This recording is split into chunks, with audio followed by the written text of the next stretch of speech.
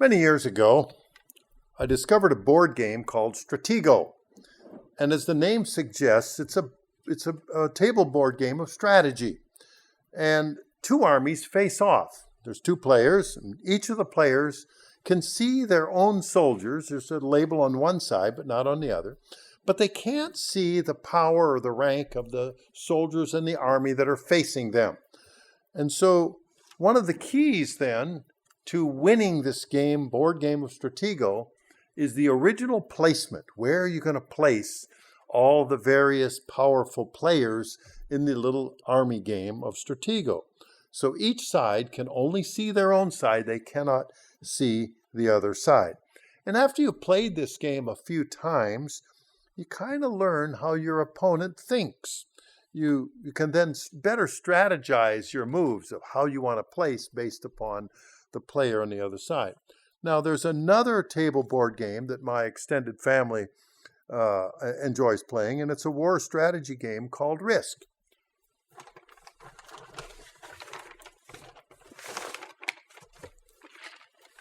Looks like this. It's an old game because it came out of my closet, so you know it's been played a time or two. And it's a world domination type of game. And it has about you can use up to 6 players for this particular game. And sometimes, of course, with family get-together, and we bought a game just so that it could be at our family farm location in Minnesota. So when we come from 3, 4, 5 states, we can all go there. Out comes the game. And so we can have a dozen people playing because they can partner up and to play this particular game.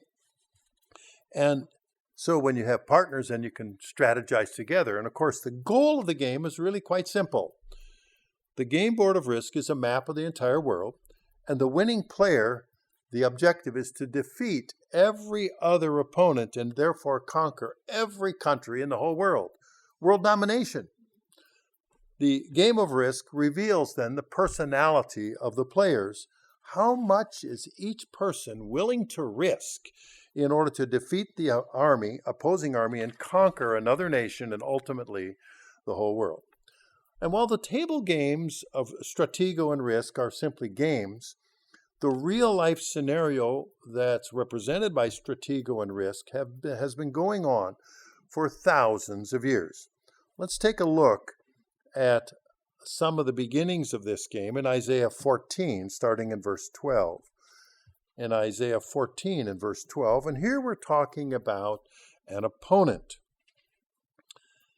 In Isaiah 14:12, and I'm reading from the New King James Version today. How are you fallen from heaven, O Lucifer, son of the morning? How are you cut down to the ground, you who weakened the nations? So this particular opponent is working to weaken whole groups of people, whole nations. Verse 13, Isaiah 14, verse 13, for you have said in your heart, I will ascend to the heaven, I will exalt my throne above the stars of God. I will also sit on the mount of the congregation on the farther sides of the earth. I will ascend above the heights of the clouds. I will be like the Most High. Yet you shall be brought down to Sheol, to the lowest depths of the pit. In other words, Lucifer, or Satan, isn't going to win. But Satan wanted to do what? World domination. And was he successful? Here we read the prophet Isaiah says, you've weakened the nations. So Satan has had a measure of success in messing things up for mankind. Let's flip now to Revelation 12, starting in verse 1. In Revelation 12 and verse 1. And we will read a combination of history and future history of what is yet to come. In Revelation 12 and verse 1, now a great sign appeared in heaven, a woman clothed with the sun, with the moon under her feet, and on her head a garland of 12 stars. And being with child, she cried out in labor and in pain to give birth. And another sign appeared in heaven, and behold, a great fiery red dragon, having 7 heads and 10 horns, and 7 diadems on his head. His tail drew 1/3 of the stars of heaven and threw them to earth. And the dragon stood before the woman who was ready to give birth to devour her child as soon as it was born. Really, we're talking about Satan here, was thrust to earth with a third of the angels. So he had his army, was thrust to earth. And what was their purpose? What was their focus?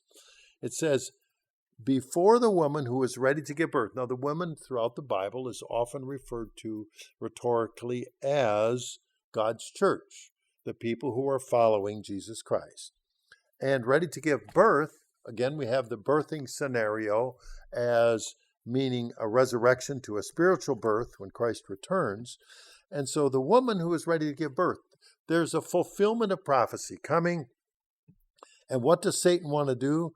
Devour her child as soon as it was born. So it's also talking about Jesus Christ about 2,000 years ago, meaning if I can mess that up for them, that'll mess it up for everybody else. So you have duality and more in this. And we keep reading throughout here. And in verse 7, a war broke out in heaven. This is the ultimate risk game. This is stratego, big stakes, where Michael and his angels fought with the dragon, and the dragon and his angels fought, but they did not prevail, nor was there a place found for them in heaven, meaning the dragon and his angels. Verse 9, so the great dragon was cast out, the serpent of old, called the devil and Satan, who deceives the whole world. He was cast to the earth, and his angels were cast out with him. You see, the war is on. There's a war, and it's been going on for thousands of years. If we go back to Genesis 3, we can read about an early battle in this war. In Genesis 3, in verse 1. Now the serpent was more cunning than any beast of the field, which the Lord God had made. And he said to the woman, has God indeed said you shall not eat of every tree of the garden? Verse 2, and the woman said to the serpent, we may eat of the fruit of the trees of the garden, but of the fruit of the tree which is in the midst of the garden, God has said, you shall not eat it, nor shall you touch it, lest you die. Verse 4 is the big lie. This is the psychological warfare that's coming in, the propaganda that started.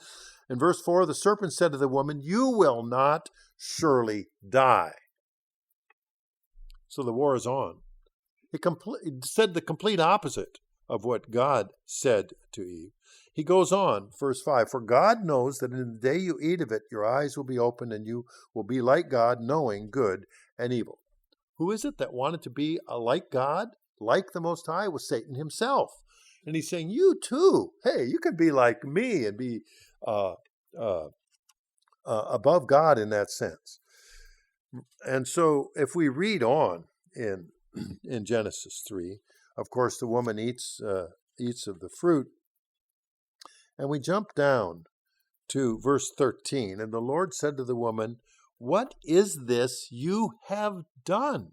And the woman said, the serpent deceived me, and I ate.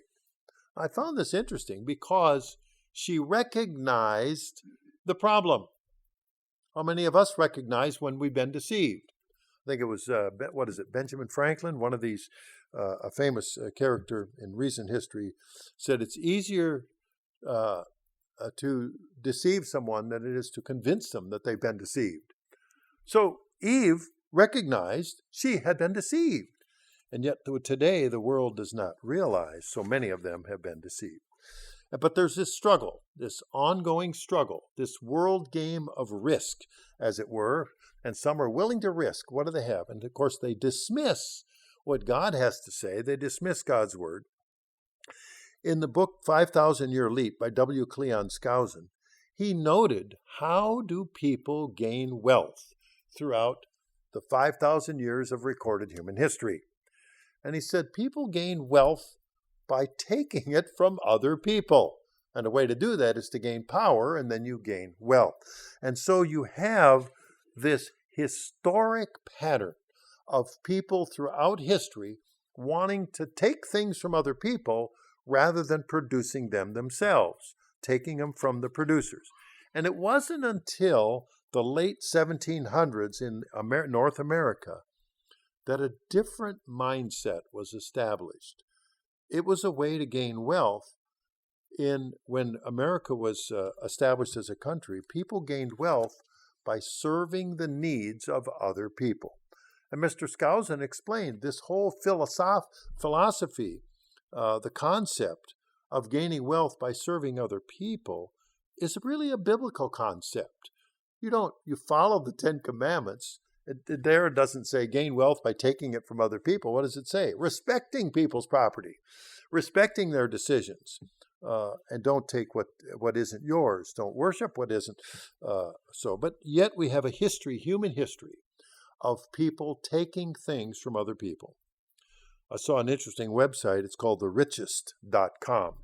And there they listed some of the world's most aggressive conquerors around the world. And they listed number 9 was Francisco Pizarro. Now, you may have heard that name before somewhere in school. And he conquered, and his army conquered 480,000 square miles, about almost 500,000 square miles. He lived around the turn of the century, 1500. He was born in 1471, lived 70 years. He was a Spanish conquistador. He happened to be the cousin of the guy who had conquered Mexico, Hernan Cortez. So it's kind of the family business. Come over, be a conqueror, and conquer as much as you can. Well, Pizarro wanted to conquer as much as he could south of Mexico, and so he did. And he marched down the Pacific coast of South America. And fortunately for Pizarro and his aims, the emperor, of the Incas in that part of the world, had died, ironically, of smallpox that had migrated there from Mexico, when the conquistadors brought it over. Well, when the emperor died, of the Incan emperor, his 2 sons were fighting over who was going to be the new emperor. So they divided the kingdom. They were both weak. It was a civil war. It was in disarray. So in marches Francisco Pizarro on horseback with a bunch of horses that they had never seen before. He had the modern technology. They had some armor, sharp iron swords, things that they were unfamiliar with. And he was able to capture Atahualpa, the northern Inca chief. And the way he did it was just, they were greeting him like, well, they're just a small band. What can this small band of foreigners who grow beards do, riding these strange things called horses? So they came up with a face-to-face chat, and the Incan emperor was treated very much among his people like a physical manifestation of a god. I mean, everybody honored him, bowed low before him, but Pizarro didn't have any of that belief. So when they got close, he simply grabbed Atahualpa, held him, and everybody was shocked. All the Incans were shocked, and they backed away. They didn't stand up to defend him. They could have easily overwhelmed the 40 guys on horses there with their thousands. They said, oh no, he's touched the emperor, and big shock. And so what he did is he reached up and took a piece of slate like chalk and on the wall, and he said, you fill a room this high with gold, and I'll let your Emperor Atahualpa go. So, well, it was unthinkable that they would do anything but get their emperor released. So that's what they did, is they collected all kinds of gold and silver items to fill up the room. And then Francisco Pizarro, the rascal that he was, then he killed the emperor and took over the empire. But he did so with a remarkable few number of, had 160 soldiers at the time and about 40 horses, and conquered one of the biggest empires in the world. Well, gaining wealth by taking it from other people. And if I went on and I told you some of the rough things that he had done, you would know that he violated every one of the 10 Commandments. Just go right down the line and do that. There was another one a conqueror of history, Mahmud of Ghazni. He's called the first Sultan of history. Lived about the time of the Vikings, but he was in the Middle East. It's Iran, Afghanistan, Pakistan, northern India, some smaller countries. But he developed compound bows. That's pretty high technology where you could multiply the force of an arrow so you could shoot an arrow much farther. And so what did he do? He was able to kill people from a distance, and they couldn't do much about it. Those arrows were coming farther than anything that they had. And so that was around 1000 AD, and really built his empire using that technology. The eighth most biggest conqueror in the world, you may have heard of Napoleon Bonaparte, 720,000 square miles. And he conquered much of continental Europe. And he was an emperor. He did it for 10 years. Just such a short time in history. But it's also interesting, he was the first Western, you might say, conqueror. But he created a lot of reforms, united areas that weren't united before, put in place laws called a legal code, the Napoleonic Code. Surprisingly, that much of it mirrored parts of God's law, how to do things orderly and in process, how to have things adjudicated, a lot of religious toleration, not like we would think of religious toleration, but certainly it was there, and conquered most of Europe, made a big mistake, tried to conquer Russia in the wintertime. That didn't work out too well for him.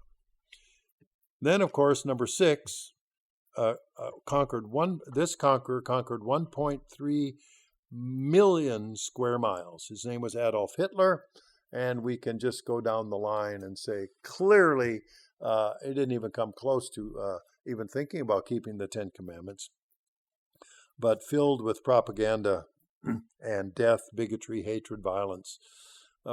Probably one of the most hated conquerors in history. And so it's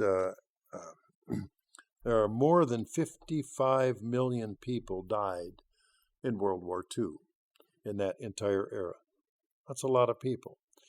Of those 55 million, 29 million were civilian deaths. So it wasn't just a military, just come in, the 6 million Jews, another 6 million of gypsies and other undesirables, disabled people and so forth. And then there's a guy that conquered even more territory than that. His name was Attila the Hun. Now, you may have heard of Attila the Hun. He came across Asia and raided Europe. They called him the Scourge of God. In other words, he had just rampant destruction that he came across Asia and to Eastern and Central Europe. But it was about between 400 and 500 A.D., in the middle 400s after the time of Christ. His empire was from Italy to Germany and then across Russia up to Poland, southeastern Europe, and all the way across Asia. Now, he didn't go south, so he didn't get Iran and so forth, but he really made it hard on the Roman Empire. But he didn't design a government. Nothing was in order. So when he died, everything fell apart. Didn't have any sustaining force. Well, the fourth biggest conqueror in history was Cyrus the Great, over 2 million square miles. It's kind of hard to imagine that much territory, even more than Attila the Hun, from Persia, which we now know as Iran. And the Persian Empire was really, it's hard to explain how huge it is, from India through the Middle East, North Africa, all the way up to Greece. There's, of course, the Greek and Persian wars of history. But he had a political infrastructure. He had some organization to keep it going, and it was partially responsible for later would be a foundation for the spread of Islam. Now, Cyrus the Great is mentioned over 23 times in the Old Testament, in the books of Isaiah, Ezra, Daniel, and the book of Chronicles. And if we look at Cyrus, he was had control of Babylon and freed the Jews who had been held captive for 70 years. Then the biggest territory conqueror was Tamerlane, also called Timur the Lame. and he was the second greatest Asian conqueror, founded a dynasty. He was an Islamist, and he called himself the Sword of Islam. Now, he was illiterate, but he had scribes that were supposed to write everything down. Now, he couldn't proofread it, so they wrote, the expansions. His conquest caused 17 million deaths in 25 years, 35 years, 25 to 35 years. That was about 5% of the world population as a conqueror. So he was a military figure, and he was instrumental in trying to drive out Christianity from Central Asia and pushed his way to the east to the west as much as he could. Fought all the way up to Moscow and decided it was such a starving place they didn't have enough food, and gave it up and went home. He loved to build pyramids out of human heads. He liked to put 100,000 heads in one pyramid, then go to the next place and build another pyramid. The second most exhaustive conqueror in history, Alexander the Great, over 2,180,000 square miles. Now we commonly think of him as Greek. He's from Macedonia on the north side of Greece. Started rulership following the death of his father. He was only 20 years old. And spread across from his part of southern Europe all the way across to India and Egypt. He died in 323 BC, before Christ, and then his empire split up into several different groups, into major generals that split up. But the biggest conqueror that the world has seen, the biggest human that has been is a fellow by the name of Genghis Khan. 4.8 million square miles. Now, he had more than double the land of Alexander the Great. And so we hear about Genghis Khan. He was born in 1162 in Mongolia, where the kings of England that were unified in England were fairly new at that time.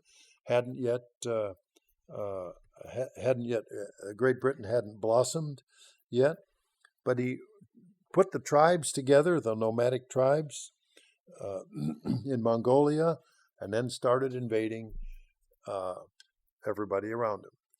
I may have mentioned before, my grandmother in Minnesota had a cousin who decided to make his fame and fortune, and he went out to Montana and bought a ranch. And when the next ranch became available next to his, he thought it was a good deal, so he bought that ranch. Well, and the next ranch became available on the next side, and pretty soon he had purchased all 4 ranches on each side of his and owned thousands of acres. And the family said, "Are you trying to buy all of Montana?" And he said, no, he only wanted the ranch next to his. Well, this seems to be the mindset of these conquerors. We're not trying to conquer the world. We just want everything that's next to us, basically everything that we don't have. So Genghis Khan, his persistence was much greater than that of Attila the Hun. And of course, establishing the Silk Road from Asia to Europe.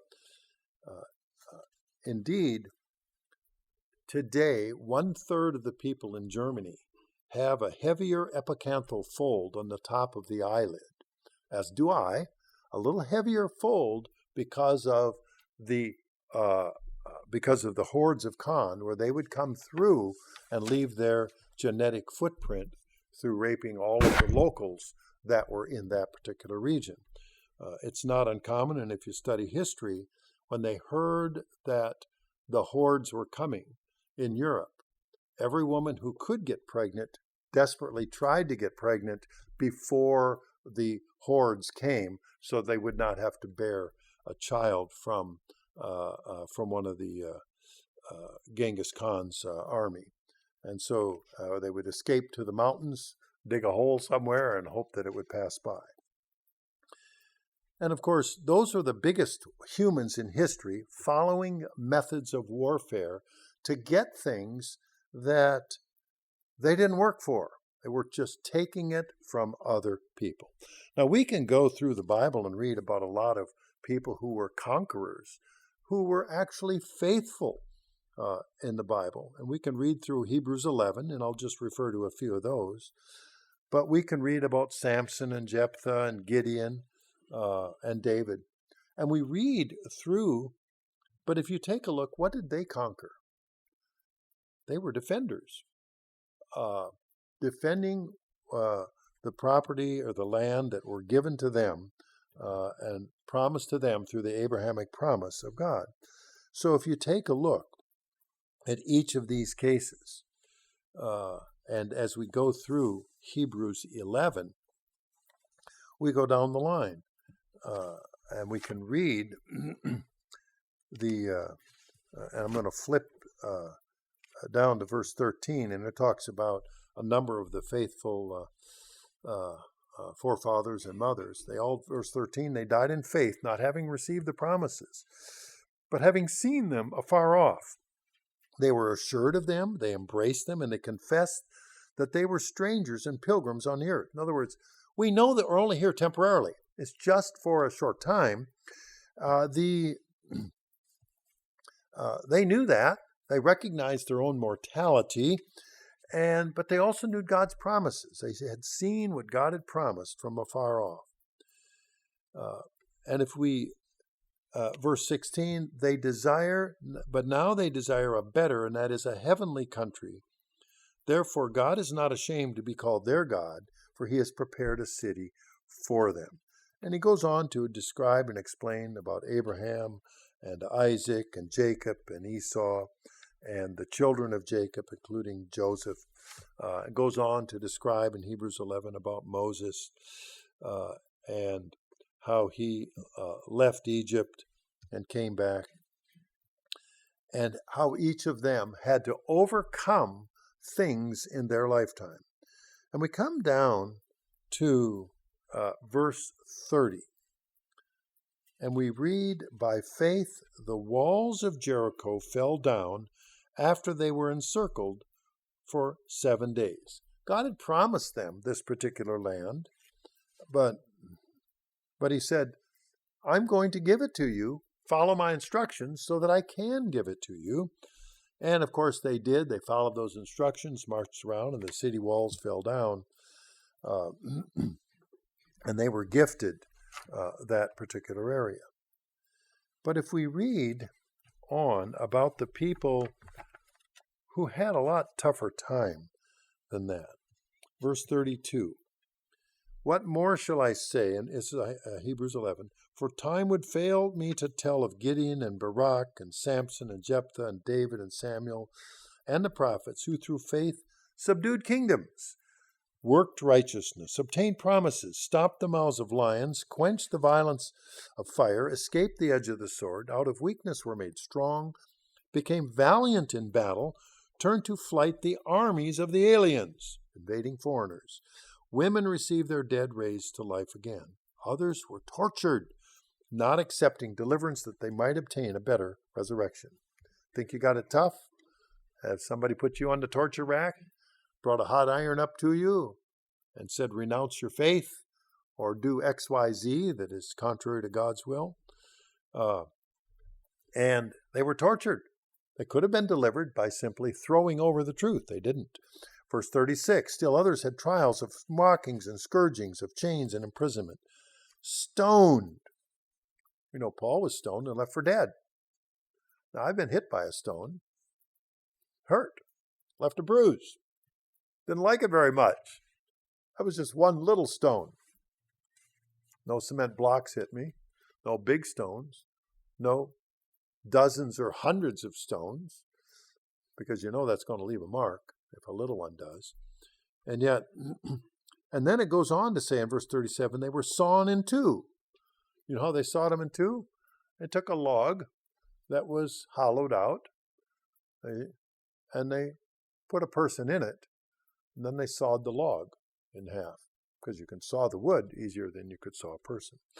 And that was their standard method, because that was a message leaving to anybody else who didn't listen, who to what the conqueror wanted, they could also get sawn.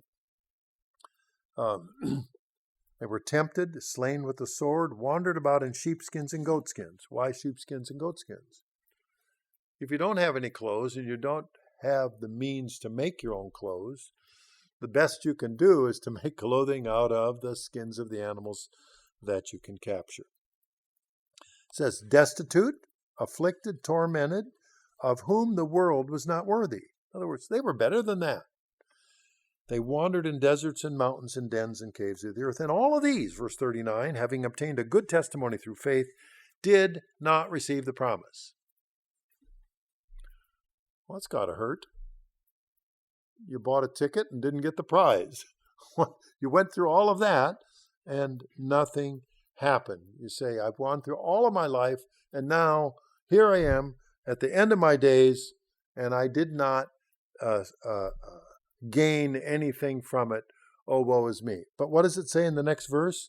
Verse 40, but God having provided something better for us, that they should not be made perfect apart from us. So God is going to reward the people that have gone through that, but God has provided something even better, and they will be included. So looking for that something better, of course, is the coming kingdom of God that we heard reference to in the opening prayer and the sermonette. Now, everybody would welcome a welcoming hero. I know I grew up from time to time seeing a Western movie, and it was a kind of a cowboys and Indians type of thing. And when the troops were heading out west and they got into a big predicament, and somebody was in a big predicament, along comes the troops to come and save them from the despair, from being encircled by who was ever evading. You think, wow, we can welcome welcoming the hero that's going to come and save us. That's already happened. We have a prototype of that, and if we read in John 12, and I only found it one place, but in John 12, we read about Jesus Christ coming to Jerusalem, and this was in the springtime, just before Passover, the week before Passover. And he was welcomed as a conquering hero, much as people were gathered together. And you say, but why would they do that? In John 12, starting in verse 1, 6 days before the Passover, Jesus came to Bethany, where Lazarus was, who had been dead and whom he had raised from the dead. Now, if you were the one who had died and you had been raised from the dead and you're up walking around, do you suppose people would know who you were? They sure knew who Lazarus was, because it took a while, before he was raised from the dead. It wasn't like, well, he's in a state of suspended animation and he'll just come out of it. But everybody knew he had been raised from the dead. And Jesus, in verse 2, there they made him a supper, and Martha served. And Lazarus was one of those who sat at the table with him. You don't suppose they had a personal relationship by that time, do you? Think Lazarus was a believer? There's a guy who really knew. And if we read on, verse 3, Mary took a pound of costly oil of spikenard, anointed the feet of Jesus, wiped his feet with her hair, and the house was filled with the fragrances of the oil. But one of his disciples, Judas Iscariot, Simon's son, who would betray him, said, why was this fragrant oil not sold for 300 denarii and given to the poor? See, Judas was in charge of the purse. Hey, we could sell that, get a little money off of that. But why do you suppose that Christ was anointed with that? And that was a type of burial oil, very fragrant, and it was a prototype of the death of Jesus upon the crucifixion. And verse 7, Jesus said, let her alone, for she's kept this for the day of my burial. For the poor you have with you always, but me you do not have always. And if we read on and we go through this scenario, about Jesus coming. Now, he had come to Bethany, verse 12 make sure I got the right chapter here. Verse 12 in chapter 12.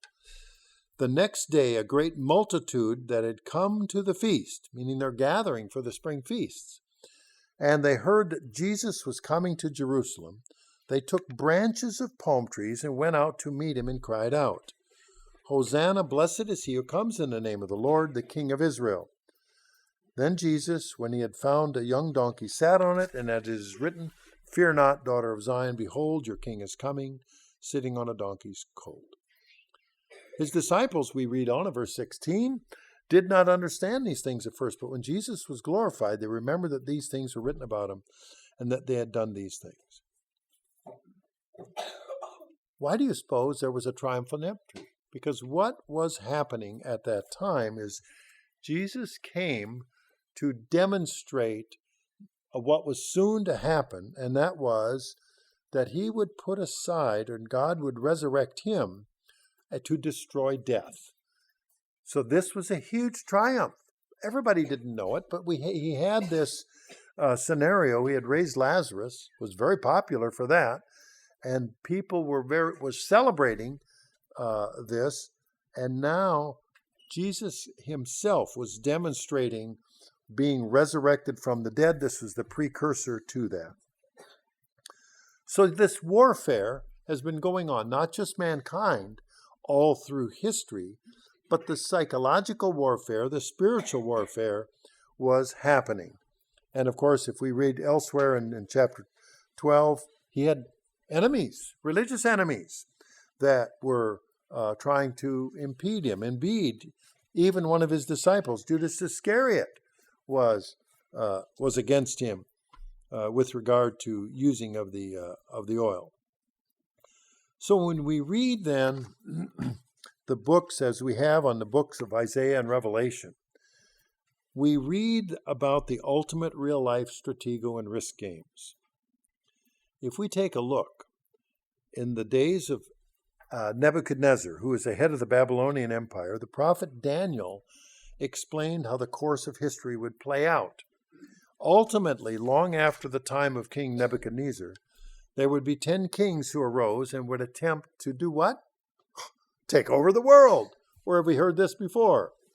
In fact, I think there's a cartoon, isn't there, about crazy cats that want to take over the world.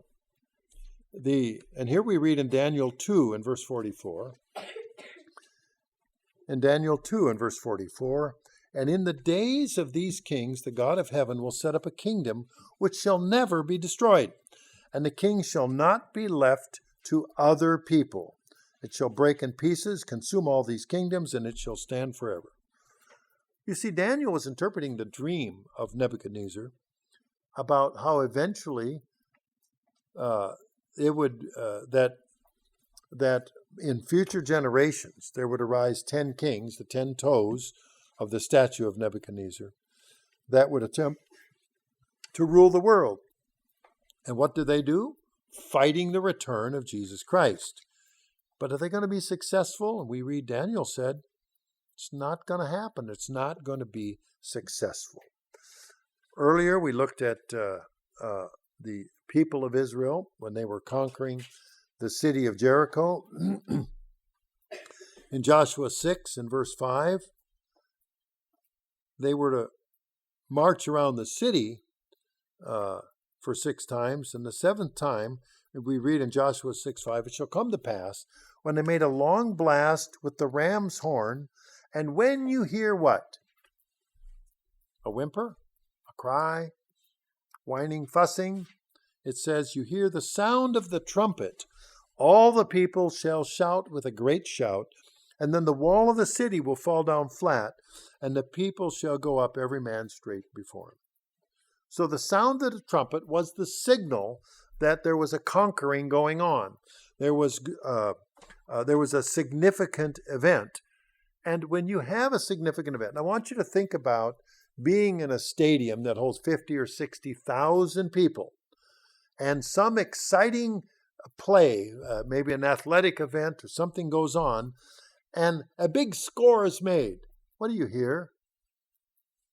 Is it quiet? Or do people give a shout? There's a joy. And what greater a shout could there be in the days of Joshua when the city's walls fell down? It was a huge shout following the trumpet blast. If we read 1 Chronicles in chapter 15 of 1 Chronicles 15, in verse 28, 1 Chronicles 15, verse 28. Now, the Ark of the Covenant contained several things. One of them was the Ten Commandments, the tablets. It also contained other, such as a bowl of manna and the staff of Aaron. And you have this, where the enemy had captured this Ark of the Covenant. And we read in 1 Chronicles 15:28, all Israel brought up the Ark of the Covenant, meaning they had recaptured, with the Ark of the Covenant of the Lord, with shouting and the sound of a horn. Does that sound familiar? That happened before at Jericho. It happened again here when they repatriated the Ark of the Covenant. They made noise, making music with stringed instruments and harps. They were really getting into this because this was a big, big deal. It's going to happen again.